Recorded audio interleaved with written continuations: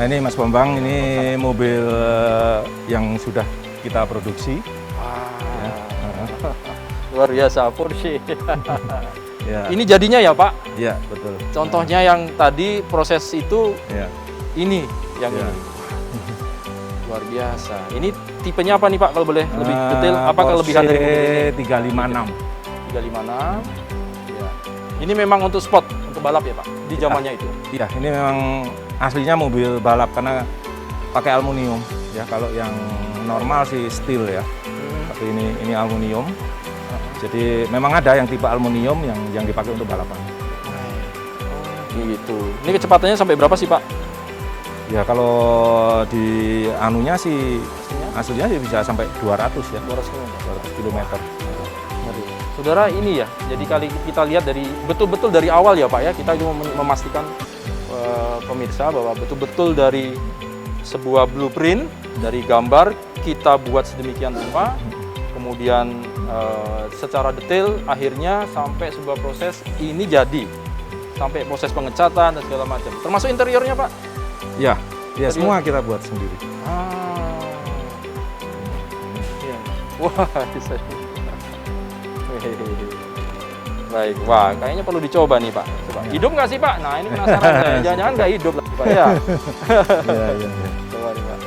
Saudara, kita mau nyoba dengan Pak Puji ya, bahwa mobil ini memang layak untuk dikemudikan dan jalan ya Pak ya, safety semuanya.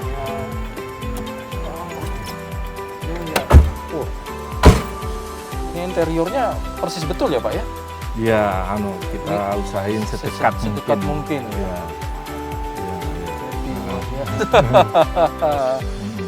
Wah, jadi pengen nyoba nih Pak ya. Cuman tapi harapan ke depan bagaimana sih Pak sebetulnya? Kan ini kebanggaan kita lah ya, kita bisa buat ya, recreate dari SDM lokal, anak-anak muda kita libatkan Pak. Ini kan luar biasa, membangun lapangan kerja juga gitu. Tapi apa sih Pak harapan ke depan sebetulnya dari ya ini Tuxedo? sebenarnya kan ya proses dari belajar sebetulnya ya kan lebih bagus sambil kita memproduksi berkarya gini sambil belajar dari mobil-mobil yang sudah sempurna ini kan. Jadi ya belajar nanti supaya ya mungkin kedepannya kita bisa bikin dengan brand sendiri kali gitu ya, kalau kita sudah confident gitu ya. Itu kita akan coba ke arah situ sih ya. Sementara ini kita coba belajar dulu. Jadi mimpi besarnya kita bisa produksi sendiri ya Pak ya. Iya. Bila perlu mereknya brand. merek lokal nih. Iya brand maksud saya itu harus brand itu ya. Brand itu dengan brand Indonesia ya, dari awal gitu, tapi kan harus belajar dari sini dulu ya. Dan ini menarik memang gitu. Melibatkan anak-anak muda milenial yang boleh dikatakan teknologi dan knowledge-nya sudah canggih ya Pak. Tapi mereka mau belajar, akhirnya mau diajak bertukar pikiran supaya ya ada transfer knowledge di sana, sama-sama belajar gitu ya Pak Puji ya. Transfer teknologi sih sebetulnya. Teknologi dari teknologinya Porsche kita ambil, dari teknologinya Mercedes kita ambil, teknologinya BMW. Kita lagi bikin Alfa Romeo ya, teknologinya Alfa Romeo kita pelajari kan gitu. Kalau dengan mungkin cuma membaca aja ya tahunya sekedar. Kalau kita bikin setiap inci detail mobil ini pasti kita tahu. Iya. Gitu. Ini satu lagi mungkin menyambung pertanyaan banyak orang. Kan ini kita tadi mungkin ada perbedaannya Pak. Kan ada yang ngomong, oh itu kan dalam tanda kutip replika jiplak dari sana dan sini. Nah ini tadi di awal tadi sedikit disampaikan sama Pak Puji bahwa ini adalah recreate. Nah, sebetulnya supaya untuk mempertegas saja Pak Puji, itu bagaimana sih Pak sebetulnya? Tidak usah khawatir bahwa ini di tempat lain juga memang demikian sekarang. Coba terakhir ini Pak. Ya recreation itu sebetulnya akan dikerjakan untuk memenuhi hasrat para kolektor yang ya nggak mampu beli yang aslinya ya. Ini kalau yang aluminium ini aslinya bisa sampai 15 M kali ya. Jadi ya bahkan itu yang galwing itu aslinya bisa 50 M gitu kan gitu. Jadi ya kita coba Nah, kalau legalitasnya gimana Pak? legalitas, apa yang bisa kita jelaskan kepada iya, masyarakat? Legalitas sih kita biasanya pakai mobil donor ya, Oh. gitu. Jadi kayak ini kan ada mobil donornya. Biasanya mobil donor itu kita ambil engine atau kaki-kaki, ya kaki-kaki itu. Nah, itu kita pakai itu. Tapi ya, alhamdulillah kemarin Pak Sandiaga Uno, Pak Bamsud dari ini dan beberapa pihak Departemen Perhubungan sudah mulai membahas masalah legalitas ini dan kelihatannya sih ke depan memang harus beliau-beliau bilang memang harus disupport lah supaya karena di Amerika bahkan ada pameran khusus coach builder gitu loh, kayak SEMA di Amerika itu kan pameran terbesar mungkin di dunia. Itu nggak ada mobil baru situ, semua mobil kreasi. Nah itu kan keren kalau ada gitu di Indonesia. Betul. Jadi oke. Coba kita hidupin ya Pak ya. Iya. Ini mobil sport saudara. Ini mobil sport ya Pak zaman itu Iya. ya.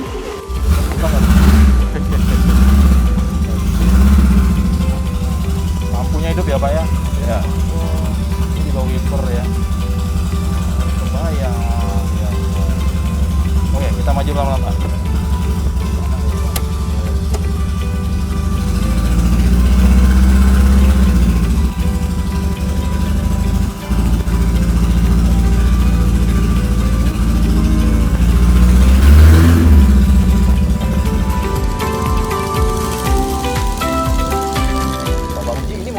Bisa jalan ya Pak ya? Beneran bisa jalan Pak ya? Iya, iya jalan.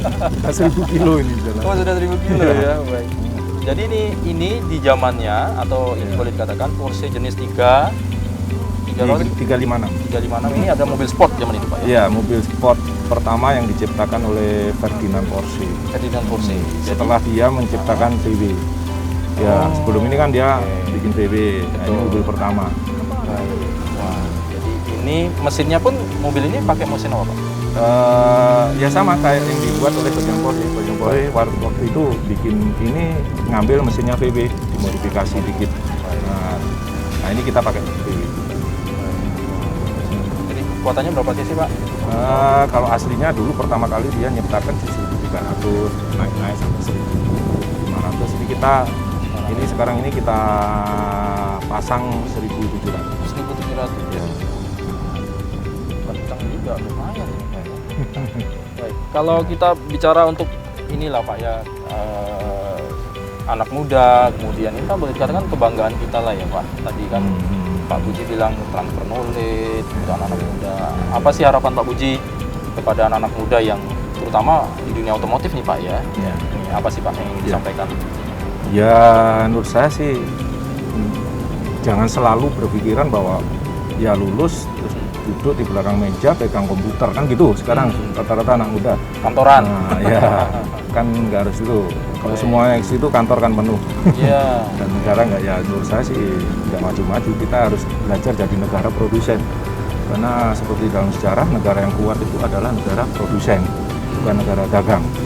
Gitu. Jadi menurut saya sih ya nggak usah malu pegang hardware, lulus sekolah gitu pegang palu, pegang las, pegang tools itu harus jadi habit.